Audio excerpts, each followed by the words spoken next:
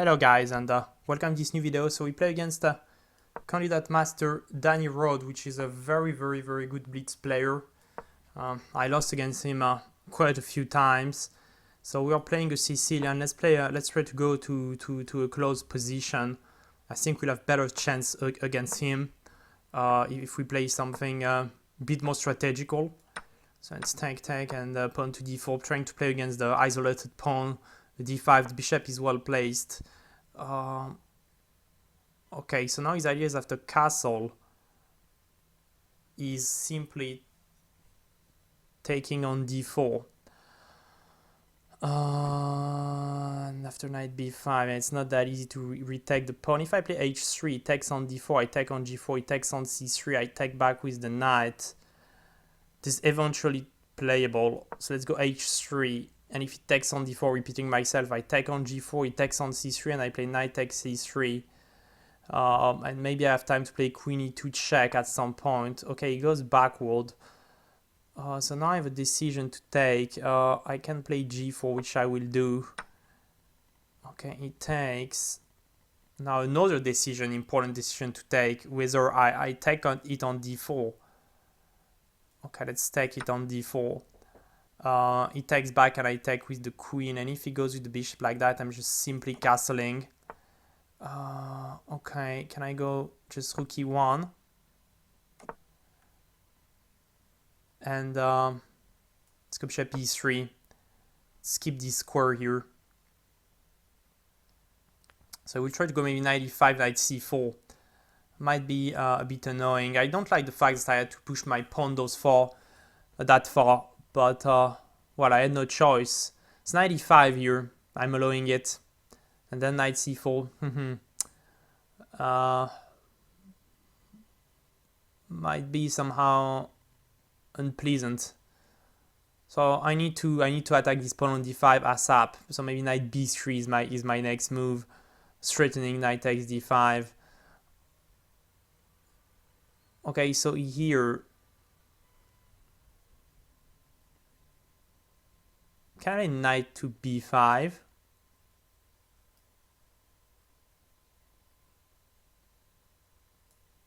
So knight b5, bishop c3, knight c3, pawn d4. And then I have bishop takes c6, pawn takes c3, bishop takes b7, pawn takes b2. Wow, it's complicated. I don't want to get to such a complicated line. But I need to play something, and quickly. I'm losing time now. Okay, let's take on c6. I hate this move. Again, he found a very beautiful idea. Probably I had to go for the other line, that I changed my mind. a3, b4 are my two next moves to ensure the control on c5. So I'm playing bishop e5. Swing the queen, so the queen c5, I have pawn a3. And if he goes queen e7, well, he's behind my rook, so I hope I will have something. And if queen d8, maybe I simply go back bishop d4. And then we have time to think about life. So go queen d6, I go back bishop e5. Okay, let's go a3 now. Bishop a4 and b4. Okay, let's go knight a4. Let's get to c5. Let's get this wonderful c5 square for one of her piece. Okay. Let's grab the bishop then and play move pawn c4. So we have the bishop pair. We have the bishop pair now. And it's not easy for him to attack on the dark squares because he doesn't have dark squares bishop anymore.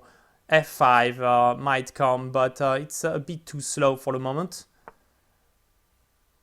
Okay, simply grab this pawn. If queen takes, bishop b2, trying to get into the endgame, which should be favorable for white. I have two wonderful bishops on the long diagonals. If it doesn't take my queen, I go queen d4 and I try a checkmate of my own on g7. So far so good, I would say.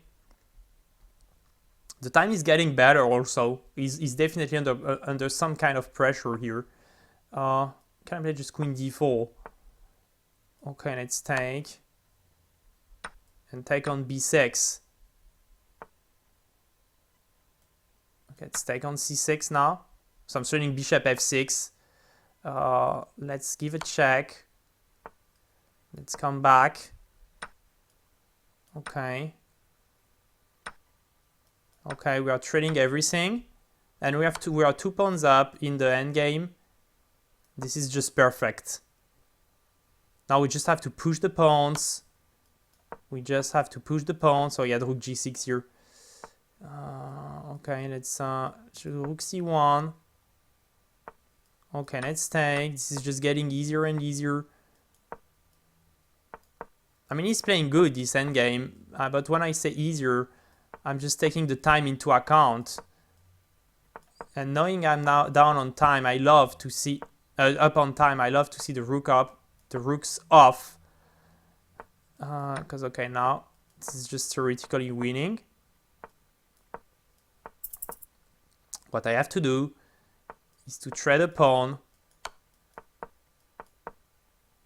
Okay, it's getting even better because now h7, bishop d4 is coming. h7, king h. Okay, it's king here. It's no checkmate, but it's some heavy grabbing. Great win against this strong candidate master. I really made a difference in the mid game when suddenly it was somewhere here. When suddenly I could take the control of the c5 square, it was suddenly really good for me. Well, after he could have taken, could maybe have take and take after knight a4. Maybe he could have take and knight e4. Though the pawn on a7 was might have been weak. But here when I takes and play c4, the position is opening and those two bishops are just owning the game. As it happened, rook e8, take, and bishop b2, and I have two monsters on the diagonals. If he went to the endgame here, take, well, this is a very strong endgame because those pawns are always weak and always targets for my pieces. So, well, it was a good game for me. So, thanks for watching this video. Have a nice day. Bye.